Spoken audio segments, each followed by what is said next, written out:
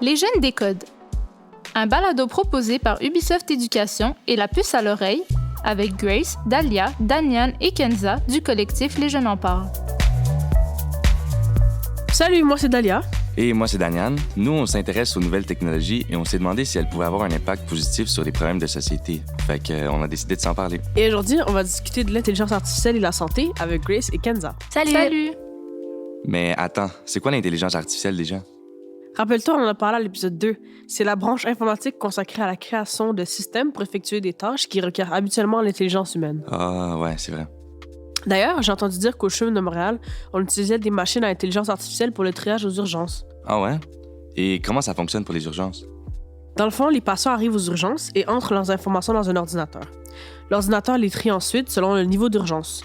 La machine détermine aussi si le problème est un problème respiratoire, pulmonaire, cardiaque ou autre. Mais est-ce qu'on compte vraiment juste sur des machines pour analyser des symptômes aux urgences? Il me semble que c'est un travail humain.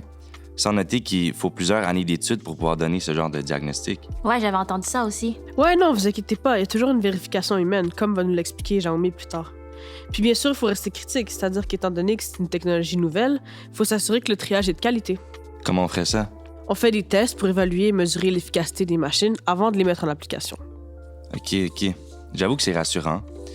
Mais quand j'y pense pour vrai, là, l'intelligence artificielle pourrait vraiment être le futur de la médecine. Ouais, bien sûr. Et pour en savoir plus sur l'intelligence artificielle et la santé, on a d'ailleurs rencontré le docteur Jaume Mignano.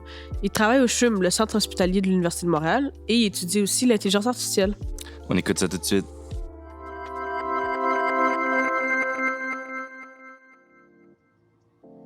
Bonjour Jaume, pourrais-tu te présenter?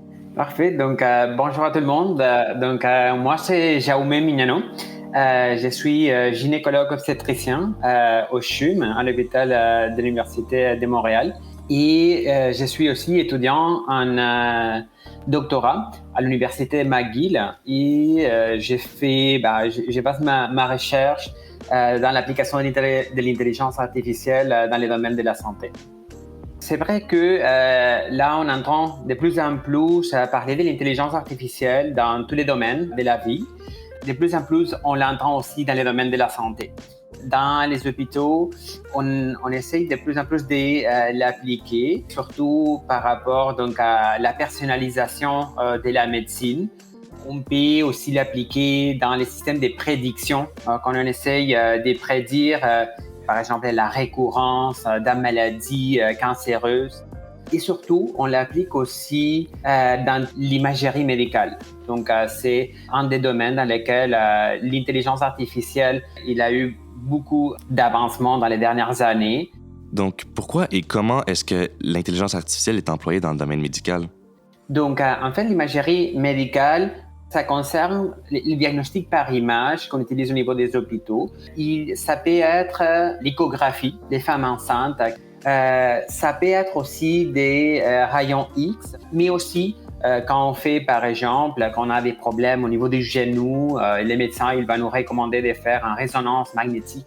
Donc tout ça peut nous donner des images qu'on doit, donc surtout les radiologues, mais aussi des différents spécialistes, on doit évaluer.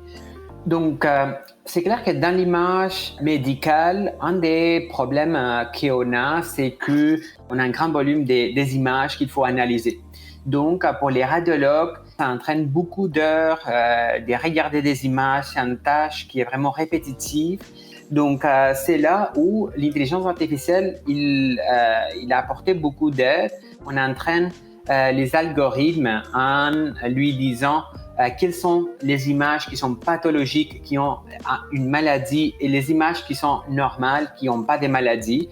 Donc, notre algorithme d'intelligence artificielle est capable d'apprendre, l'algorithme est capable de faire ces différences entre ce qui est pathologique et ce qui est normal.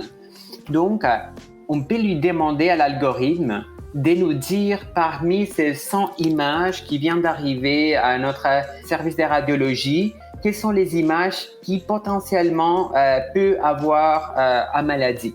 Donc là, la machine va comme cibler, il va nous dire quelles sont les images de quelles patientes on doit comme regarder d'abord parce que là, l'algorithme croit qu'il y a un fort potentiel d'avoir quelque chose qui n'est pas bon, donc par exemple un cancer. Y a-t-il des risques éthiques et humains à utiliser l'intelligence artificielle en médecine? C'est clair que quand on applique l'intelligence artificielle en médecine, il y a toujours l'intervention humaine comme dernière intervenante. Actuellement, l'intelligence artificielle n'est pas encore si développée comme pour pouvoir permettre que la machine prenne la décision finale. Donc, c'est plutôt une recommandation qui va faire au médecin ou c'est comme une aide qui va nous permettre de gagner du temps, gagner dans la performance, mais que finalement, les dernières à prendre la décision, c'est toujours les médecins avec les patientes. D'ailleurs, parce que les domaines de la santé, c'est quand même un domaine très humain dans lequel, même si la machine peut nous aider à gagner du temps, il y a toujours un contact avec les patientes que la machine ne sera jamais capable de remplacer. Les médecins, les infirmières, l'équipe soignante en général. Et c'est pour ça que je vois plus l'intelligence artificielle comme une aide au personnel des hôpitaux plutôt que quelque chose qui va remplacer vraiment genre les aides-soignants. Et sinon, Jaume, si tu pouvais faire passer un message aux jeunes qui nous écoutent en ce moment, qu'est-ce que tu leur dirais? J'aimerais donc encourager à toutes les jeunes à être intéressés pour toutes les nouvelles technologies qui arrivent, surtout dans l'intelligence artificielle. Donc, à être très ouvert, aller faire de la recherche.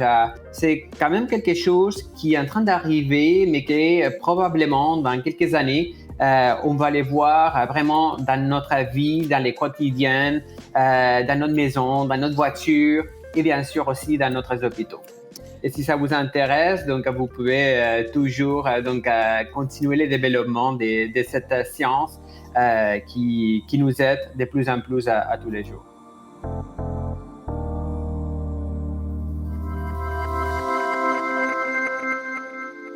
Et donc, vous en pensez quoi?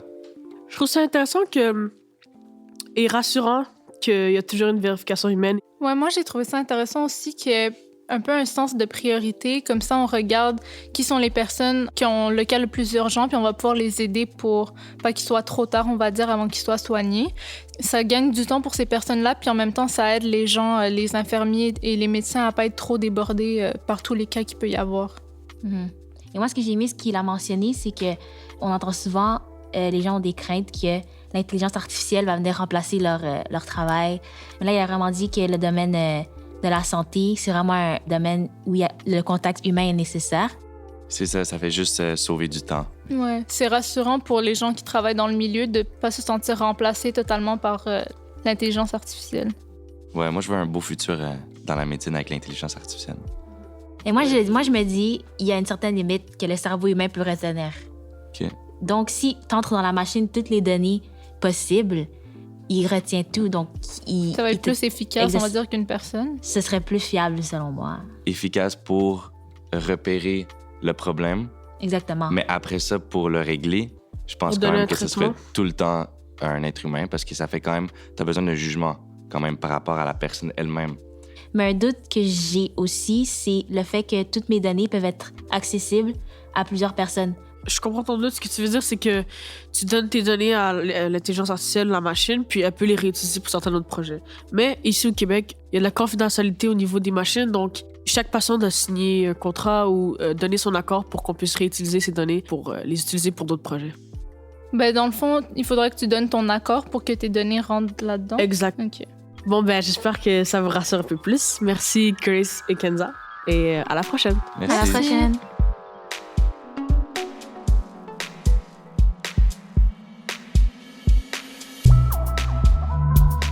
Un balado produit par Ubisoft Éducation. Réalisation, La Puce à l'oreille et les studios Bakery, avec les voix de Dalian Banchev, Kenza Shahidi, Grace Tsenga et Dalia Weladji. Direction éditoriale, Lucie Laumonier. Direction créative, Albéric Fillol. Enregistrement, montage et mixage, Ivan Uruenia. Conception sonore, Nico Cérus. Merci à Jaume Mignano, gynécologue obstétricien au CHUM et doctorant en application de l'intelligence artificielle à l'Université McGill, pour son expertise et sa disponibilité.